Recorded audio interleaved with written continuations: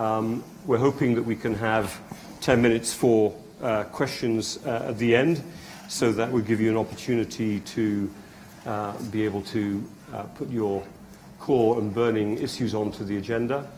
But in the meantime, what I'm going to do is turn around to this great panel. I've got Fatih Birol on my left, Executive Director of the International Energy Agency, I think known to everyone here.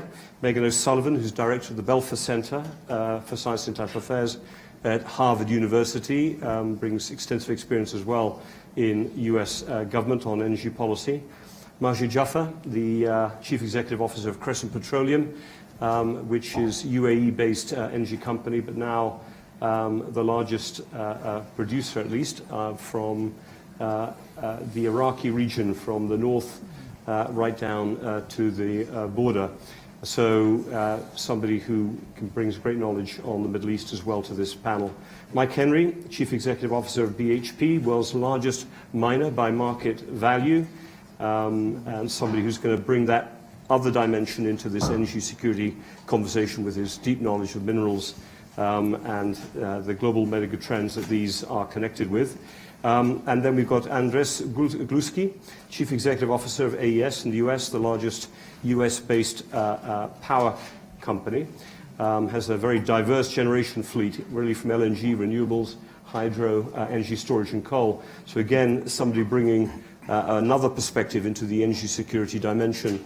How do we make sure that we can get that energy to homes, to people, and to businesses? So welcome all to this panel. Fantastic to have you with us. I'm going to start off with you.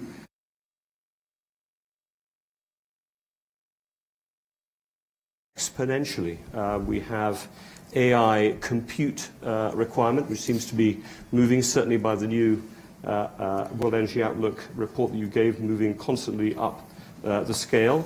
I suppose my very obvious question to you is, how is this demand going to be met? Because our sense of who's winning on energy security obviously is going to be influenced by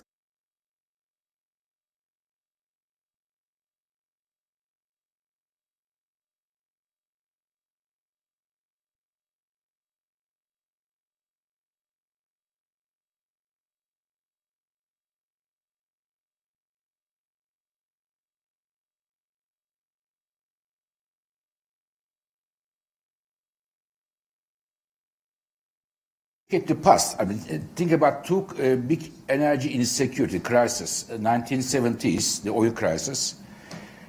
Yes, the oil prices went up, and most of the countries in the world suffer high prices, inflation, and so on.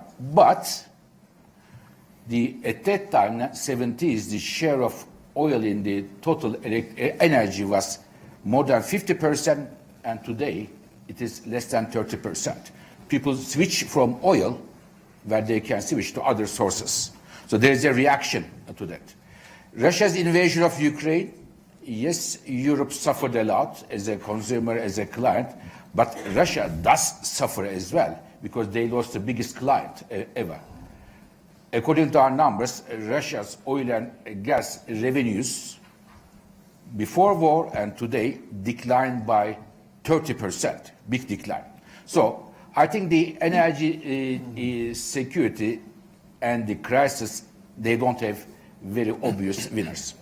Energy demand is growing, definitely, but we have to be a bit careful. While oil and gas will be with us years to come, what grows the most, very impressive, is the electricity demand.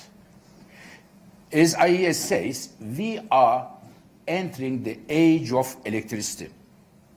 Electricity demand grows almost 3 times higher than the total energy demand. In addition to the usual drivers of electricity demand, there are 3 additional new drivers. One is that you mentioned, Robin, the AI, data centers. One data center, medium size, consumes electricity as much as a town with 100,000 households, and you need 24/7 electricity. There is no AI without electricity. This is number one. Number 2, air conditioners. This is a big driver of global electricity consumption around the world. And the third one, the additional one, is the electric cars. Okay? Today, 1 1/4 of all the cars sold in the world are electric. So they push the electricity demand growth, and it will be met by mainly three things: renewables, natural gas, and nuclear power. They will be met. And now, what I see, Robin, to finish my 2 minutes, I deal with the energy issues long term. This is my 19th Davos, and if I can tell you something, energy and geopolitics were always interwoven. Mm-hmm.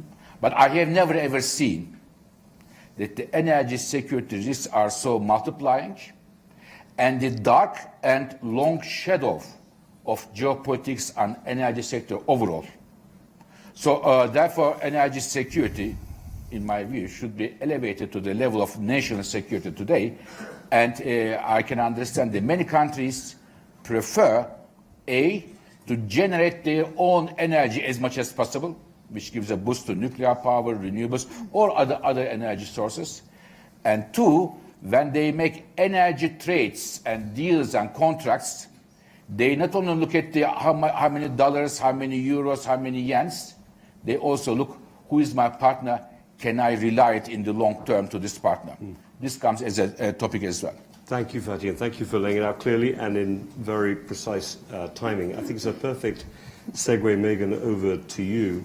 If this is a period where geopolitics are interfering or at least eliding with this huge increase in energy demand, it means a new scramble potentially, does it not, for influence, for possession, for control, each country trying to make sure it has access to that energy security over time. What's the kind of shape that you're seeing that's changing? Which parts of the world are being acquired the most, and which are being most acquisitive? And you know where I'm leaning a little bit on that question. I feel you're being delightfully diplomatic Exactly. here, Robin. So good morning, everyone. Certainly looking at the landscape today, and I agree with everything that Fatih said, it's easy to draw historical analogies to maybe the 19th century scramble for resources in Africa, or even post-World War II in the Middle East. And I would say there's no question that the intensified geopolitical competition between great powers is playing out in more competition for energy resources, particularly as the energy system becomes more complex.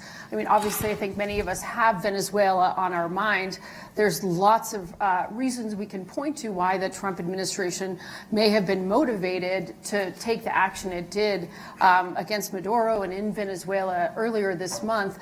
But at least one of them certainly points not just to oil and a desire to control oil, whatever that means specifically, but a desire to control who develops Venezuela's oil. So a real perception that Venezuela's oil trajectory and who controls that or develops it is part and parcel part of dominating the Western Hemisphere. So there's a desire not just for physical control, but a desire to ensure that others don't control resources. And Venezuela, I think, really did up the game, obviously, by using military force into the equation. But this is not new within the last year or two or even 3 years. We can look back at China's energy strategy over decades, really, and see that there's been a concerted effort to focus on the ability to control or have access to resources. And we look at China's approach in Africa beginning in the 1990s. First, that was actually having ownership over resources. And as China has become more sophisticated and as the energy system has become more complex, China's strategy has diversified. And it's moved away from trying to own oil resources in Latin America or Africa or other parts of the world to a place where it is looking to ensure energy access by building infrastructure through the BRI initiative, by having contracts, looking at the DRC and other places for critical minerals. This is a long-term strategy of China. So I would say, yes, we're seeing an intensification. It's not entirely new. What is very different from any of the historical analogies that we might have looked upon in the past is that producer countries, the countries with these resources, have more agency now. I won't say they're on equal footing to some of the great powers, but they certainly know better how to try to negotiate better contracts. And we see a wave of resource nationalism, whether it's in Chile or in Indonesia, where policies like banning the export of just raw nickel is a way of exerting more control over a country's resources. So it is more positive in that way, but it certainly opens the door to more resource competition ahead. Thanks very much. Very clear on the point.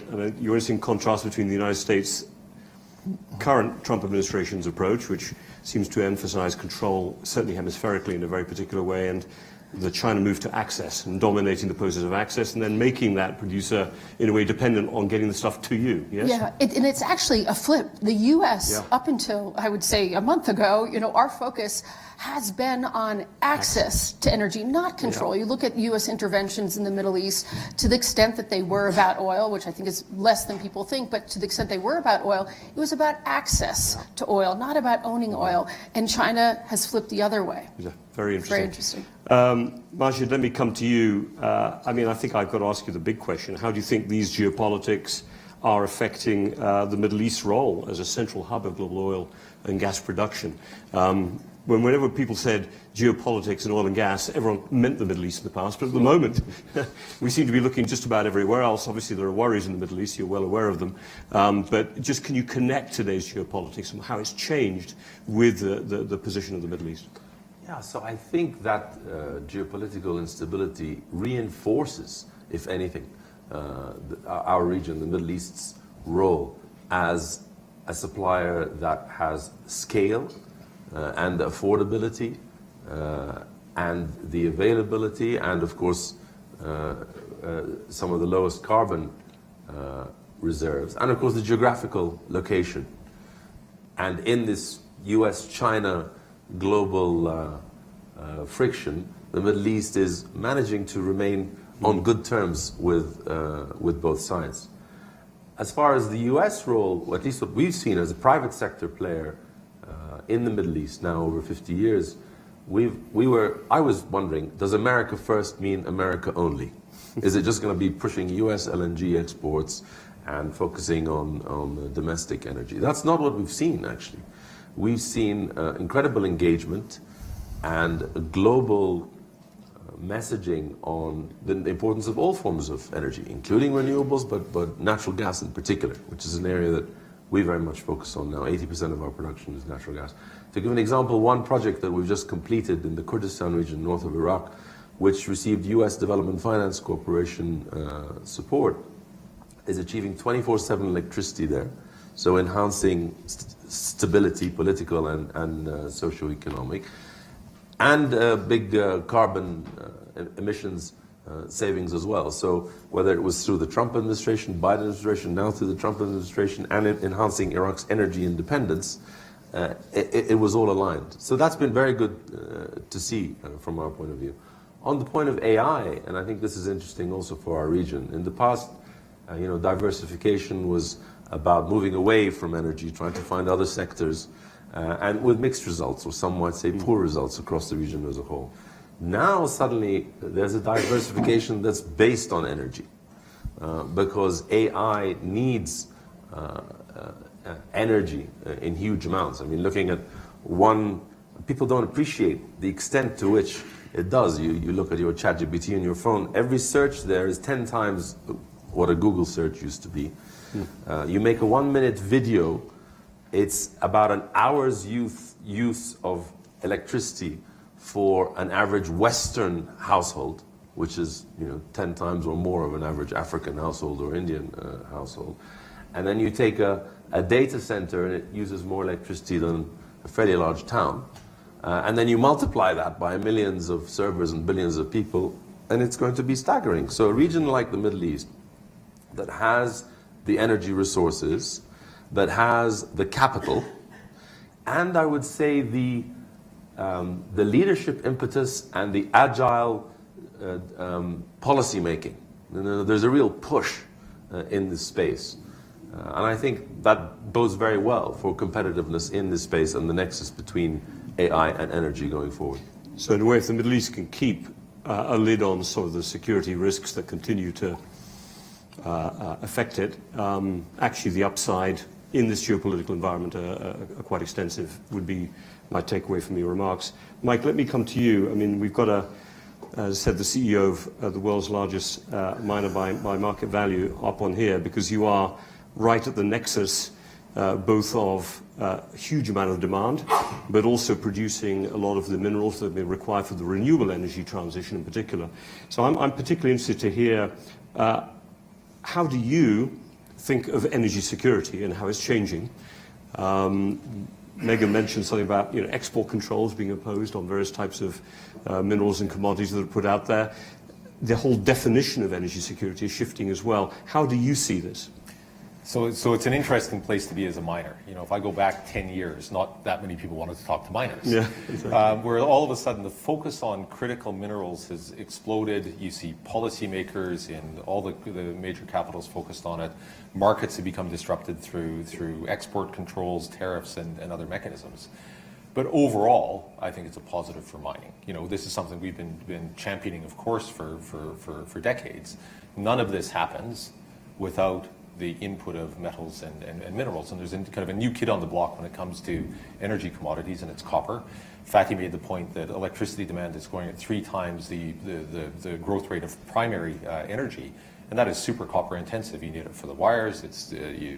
Copper data centers very copper intensive.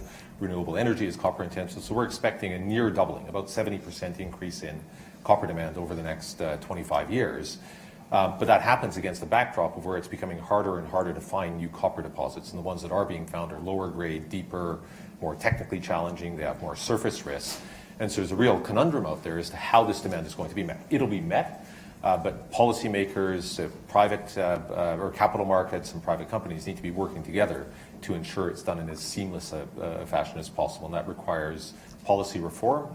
It requires a real focus on the part of capital markets on the economic opportunity at hand.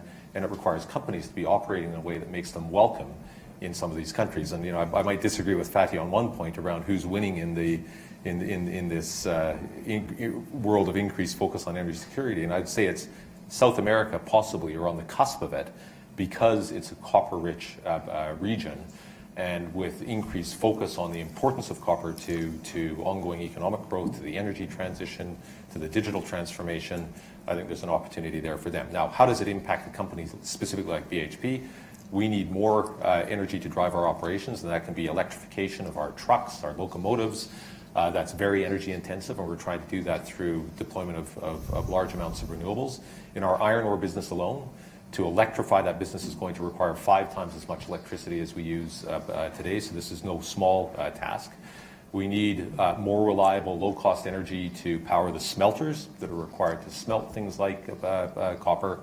And then finally, of course, we focus on what the big trends are in terms of energy demand, and then we read through from that to what that means for metals and minerals, because that then drives our thinking around the portfolio and some of our big investments. Fantastic. And it is good to have the mining voice on these kinds of panels. I remember before, the mining companies kind of hid behind the oil and gas companies and let them take the flak, but thank you for stepping up and being at the front of it. And maybe that could be said even more, Andres, for you and for the energy sort of generating world. In a way, power production was something a little bit hidden behind the scenes, but really the kind of surges of electricity demand that we've seen these recent years have really put your sector right front and center of definitions of energy security, quite often national, but sometimes also cutting across borders as well. So I suppose my question to you is, how does a company like AES and how does your sector think about energy security? How are you delivering it? What's the kind of mix between grid, input, storage? Just tell us how you're thinking about energy security. Okay, well, first a clarification. We're not the biggest energy company in the States. We're the biggest seller of renewable energy to corporations in the world. We're also the inventors of lithium-ion batteries for grid stability.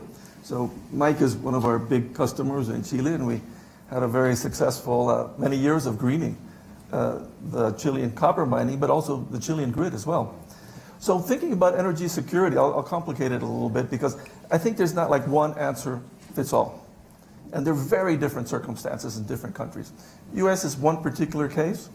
Other countries are very different. We're seeing somewhat of a divergence because there's, for example, in renewables, you're having access to very cheap Chinese equipment outside the States. So for example, it's very difficult to compete today with solar plus batteries in most of the world, most of the developing world. Whereas in the States, you have a greater reliance, for example, on natural gas. So I think that there's too much sort of a politicization rather than a technical talk. I also think that when we're addressing this issue, we have to think about technologies. So I think a lot of the problems when people say there's not enough, say, transmission to go, it's thinking about using the transmission as we use it today.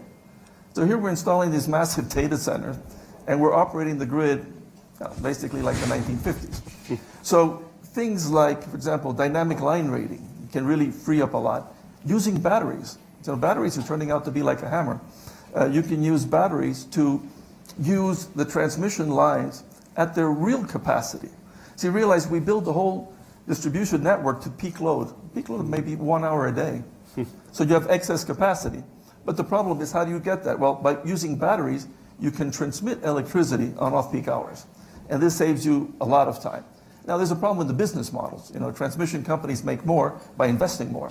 So there are a lot of technical solutions today, using the existing infrastructure smarter, which will help. Then when we think about AI, in the States, it's an enormous demand. Outside the States, it's not as a huge factor.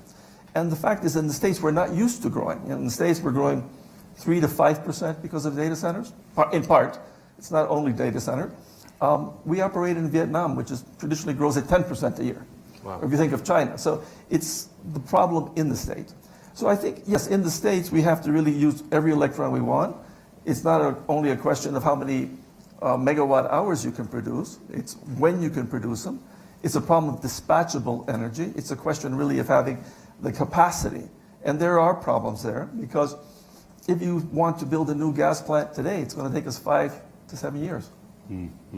So, that's a problem. So what I see is the problem of time. I think Fatih mentioned really indirectly elasticity.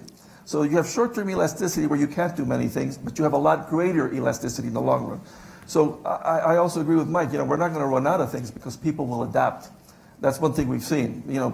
You'll substitute, cobalt became expensive in the batteries. Well, you substitute it, for manganese, So we get a lot of things.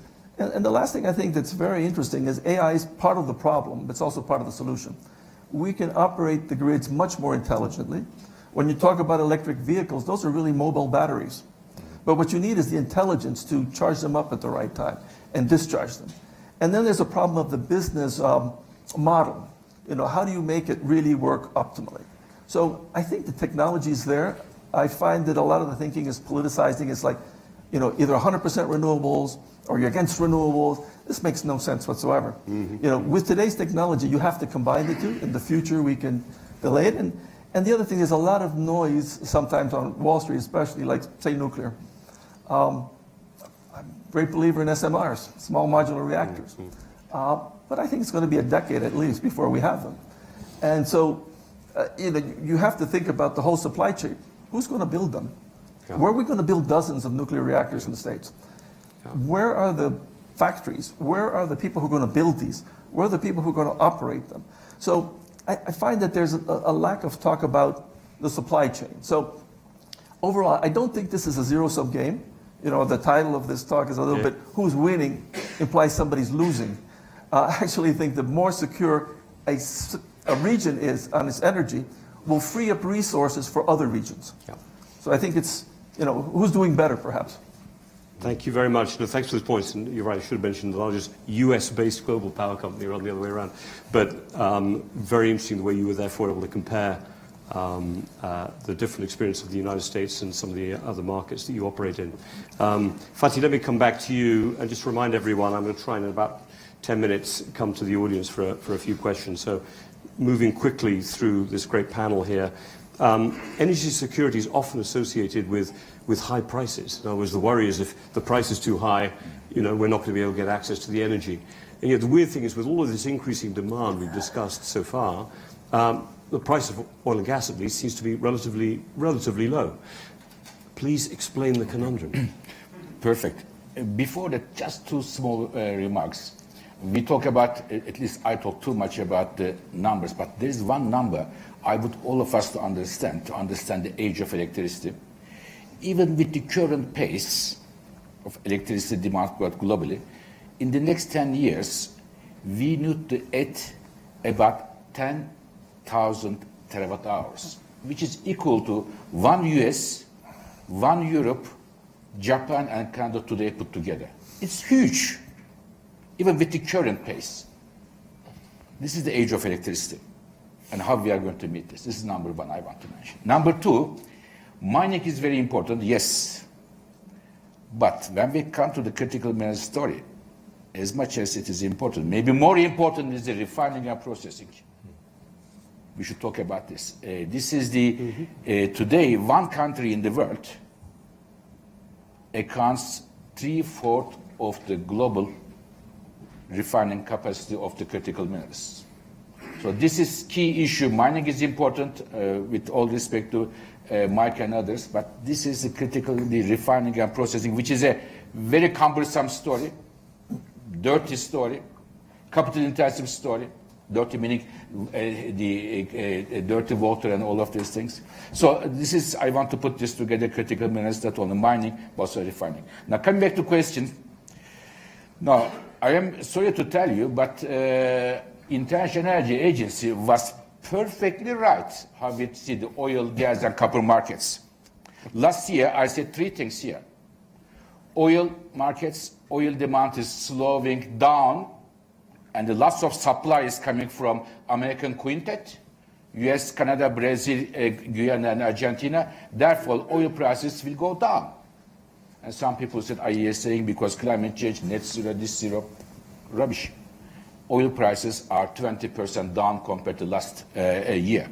We are perfectly on. Second, natural gas. And this is happening, as we said, Robin, in a world, we have Iran, Venezuela, Palestine, many other issues.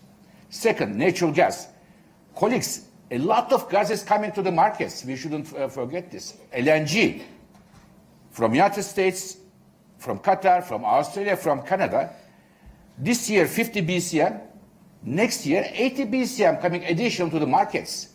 What is 80 BCM? 80 BCM next year, just additional growth, is equal to more or less the Japan imports of gas. Just 1 year. They said gas prices will come down. They come down. And the last one, copper. I said in a big meeting with the lots of presidents, I said copper prices will go up because of the when you look at the demand, age of electricity, electricity means copper, plus the investments are not keeping pace. And I remember the president of Peru, she came and kissed me. I hope you are right, she said. And today, copper prices are 45% higher than last year. Again, we were spot on. And I told this to Mike as well. I mean, we make reports, Mike makes money, so this is the difference. So we were perfectly right on all these three topics, and the reason is, Robin, lots of supply is coming. It will not be forever, but at least 3-4 years, we may well see downward pressure on the oil and gas prices because of the huge amount of supply coming from United States, first of all, but some other countries. So you were able to say you were right on last year. You've just made, I think, a prediction for next year. So Yes. we'll be able to test you on that one at the next Davos. With pleasure. You heard it here. Megan, let me come to you, because I think an interesting point on this. We have a US administration that's talked very proudly of wanting to pursue energy dominance.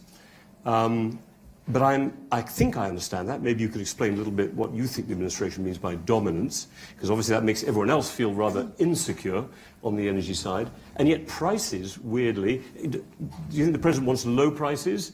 But low prices mean then companies may not invest as much. I mean, many people are a little confused, or I'm confused. Well, I'm confused on the same point as Okay, so good. I But let me say a couple of things about what energy dominance means. And of course, this phrase and this approach has been consistent from the first Trump administration to the second Trump administration. But I think there's actually some very critical differences that we see evolving in the second administration around the same concept of energy dominance. In the first administration, it ended up being probably more rhetoric than action. There was a very domestic focus, and a focus not exclusively, but primarily on fossil fuels. And the idea is just to build up America's capacity to be a producer and an exporter of fossil fuels, to expedite infrastructure, these types of things. And under the first Trump administration, of course, the U.S. continued to augment its energy prowess and became, as President Trump at the time, really lauded that America was the largest exporter and producer of oil and gas. This, of course, was as much about technology and about global markets than it was about actually Trump administration policy. There was a new dynamic in the first Trump administration where energy became intertwined with like commercial deals and tariffs and trade deals, and buy more American oil and gas as a way of addressing the deficit. So that was a new element to it. But now moving to the second Trump administration, I think we have all of that combined with three additional things. I'd say they're sort of emerging.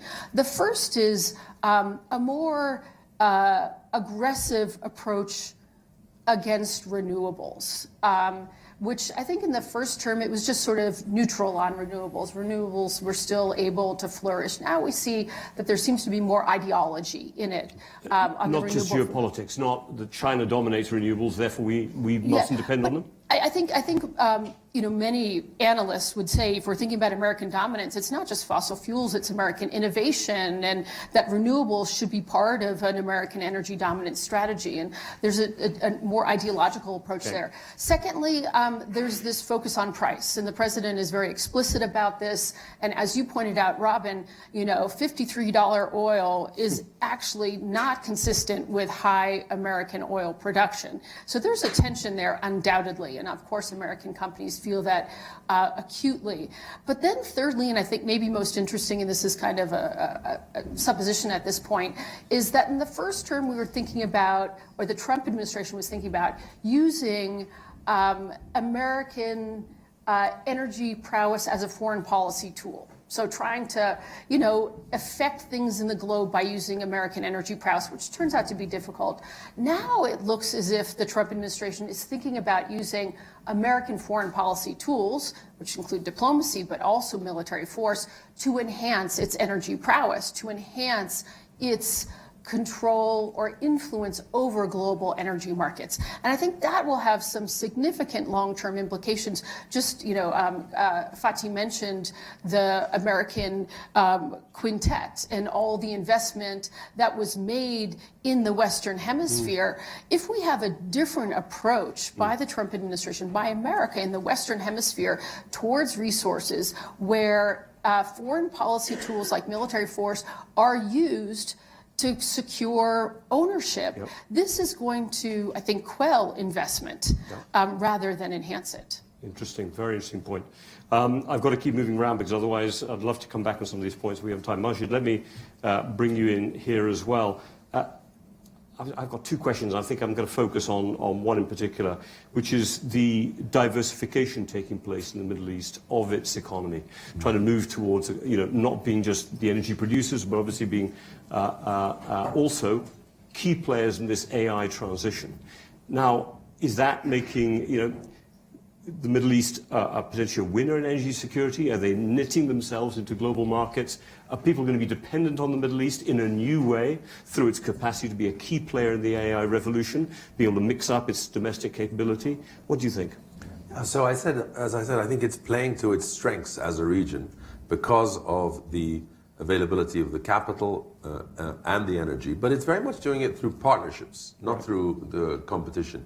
And those partnerships are really going in all directions, a lot with the United States, with big tech, including with the US government on policy, but also with Asian companies.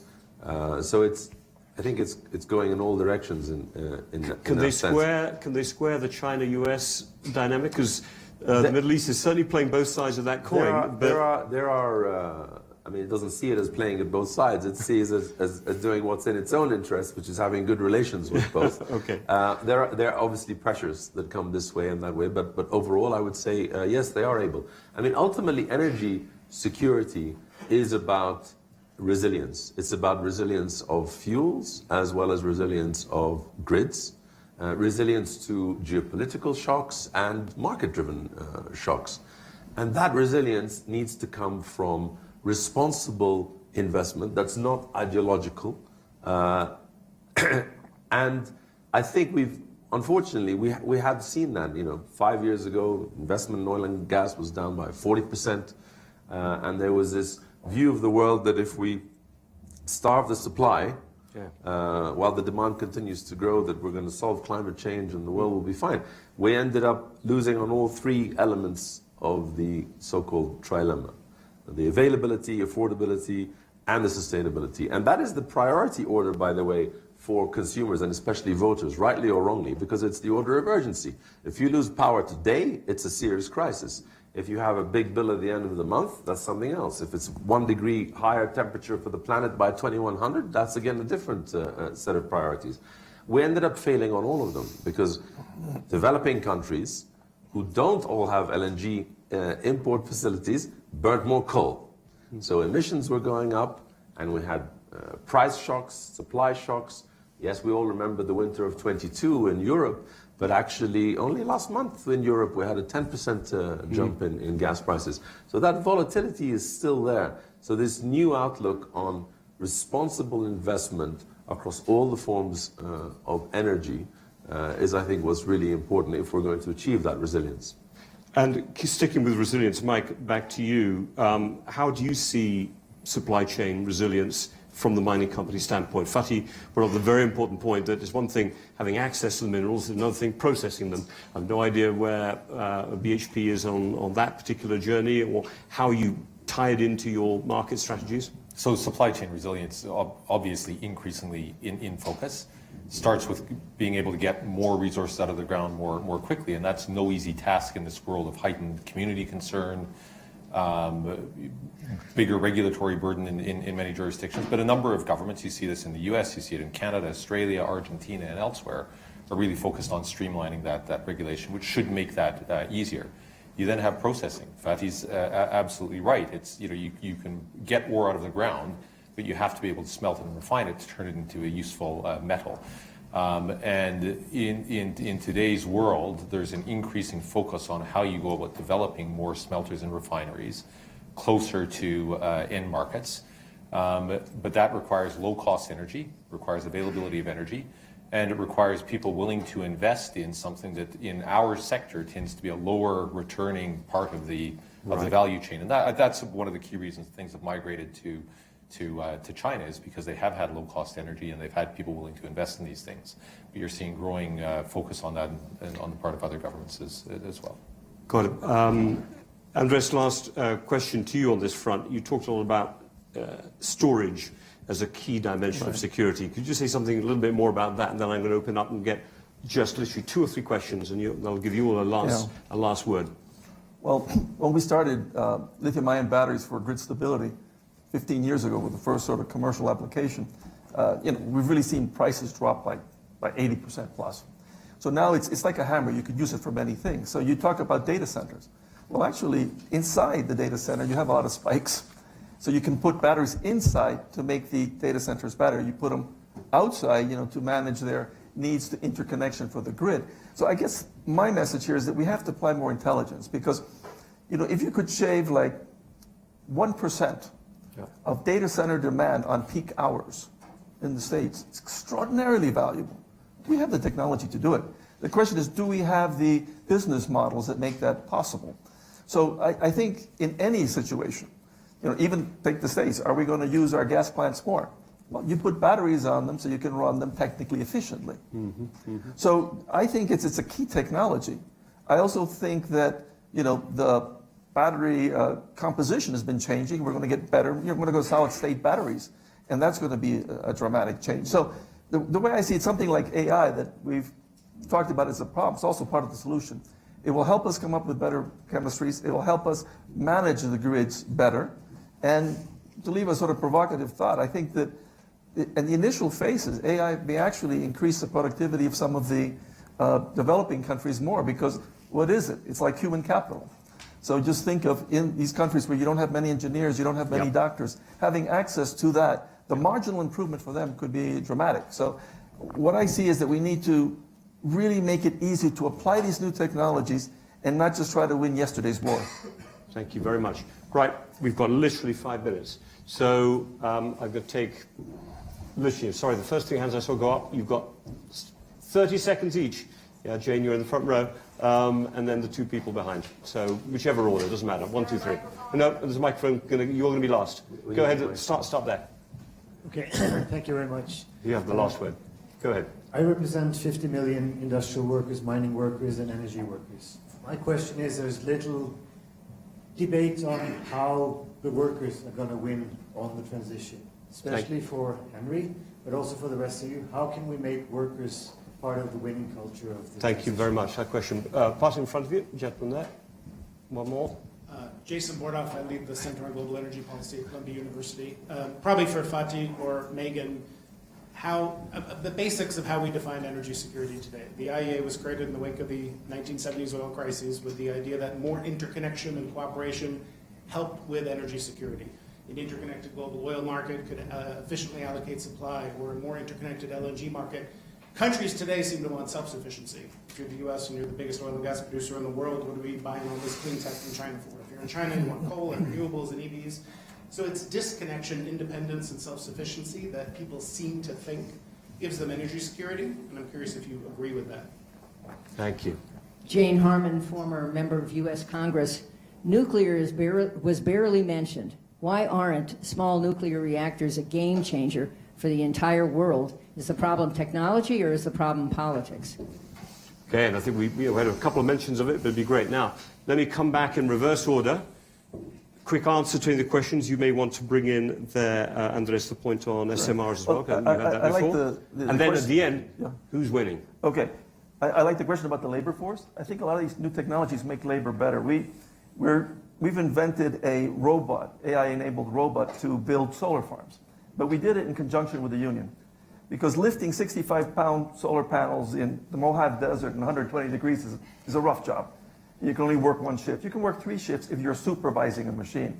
So I think that's key, is bringing in, and we've shut down a significant number of coal plants. We've retrained all the workers who wanted a new job. Just quickly on the second one, the nuclear. The problem is that there's a lot of talk about nuclear, but where are we going to permit them? Who's going to build these? The United States doesn't have the manufacturing capacity to build what we would need, say 50 nuclear plants a year. Where's the fuel going to come from? So we don't have the workers, the welders, we don't have the people to work it. So I believe in it. It might be a game changer in 10 to 15 years, but it's not a game changer today. So I think it's a little bit, people are getting ahead of their skis on this one. Thank you. Mike as well. So I'm going to comment only on the question about workers. And I have to be careful because mining is a very big, wide industry. And in the face of supply shortages, higher prices, you see a lot more artisanal mining, illegal mining, and in those cases, workers are exposed to real risks. But for the big players in the industry, so for any credible companies out there, we're seeing retraining of workers in coal mines, for example, as coal mines deplete or as they're shut. You see retraining of workers, and certainly we're investing that in one mine that we're closing in New South Wales currently. For a lot of our other mines, you're actually seeing an expansion of the workforce due to the need for more mining activity. And not only is the workforce expanding, you're seeing safer practices being deployed in part through the advent of new technologies. And workers are being afforded jobs that are more intellectually stimulating as well because they're able to apply technology in their jobs. Now, that's a broad statement. It's certainly something that's in focus for us. But I also recognize that the industry isn't uniform in its practices, and I think that capital markets and policymakers need to support companies that are adopting good practices. Thank you, Mike. Majid, any last comment? And if you don't need to answer any of the questions, but if not, you'll have to answer one of the questions. Who's winning on energy security? Go for it. I think the Middle East and the United States. I like a nice clean answer. Middle East and US. We're in 44 seconds. Megan, you may want to take a little bit of Jason's question along with Fatih, but you also have to join Majid in answering the difficult question of who's winning. Okay, so on Jason's question about the drive for self-sufficiency is interesting because it's a reaction to the increased focus on energy security, but as your question suggests, it doesn't relieve countries of having to worry about energy security. It transforms what they need to worry about because it is generally going to manifest itself in more electrification, and that of course means a lot of focus on critical minerals, copper, and the other things that we've been talking about. So it's a morphing of the concept and of the concerns rather than eradication of it. Quick question, answer to your question: U.S. winning in the short term, China winning in the long term. Okay, that's a neat answer. Fatih, last word to you. A little bit on Jason's question, and then you don't get to dodge the difficult one either. I see that I have only minus 1 minute left. Yeah, So exactly. I can tell you, energy security, Pepe said, I have 3 golden rules. 1, diversification. Even if you're an exporter or importer, just diversify your client or where you get the energy from. Don't put all the eggs in one basket. There are many historical examples to that which ended with a lot of pain. This is number 1. Number 2, predictability. Energy investments are capital-intensive investments. You need predictability. Stop and go is the killer for the energy investment. Energy investors are like butterflies. They fly away when they see the not predictability. Third one, and the last one, cooperation and partnership. Choose your partner right, especially in energy. If you choose the wrong partner, it is very difficult in energy to get divorced. It is not so easy. So therefore, for me, diversification, predictability, and the cooperation with the right partners are key for energy security, and the countries who make these right decisions are the winners. That will do, and I don't need to push you as head of the IEA anymore on that last question. So can you please join me in thanking a great panel, great way to kick off the Starbucks. Thank you.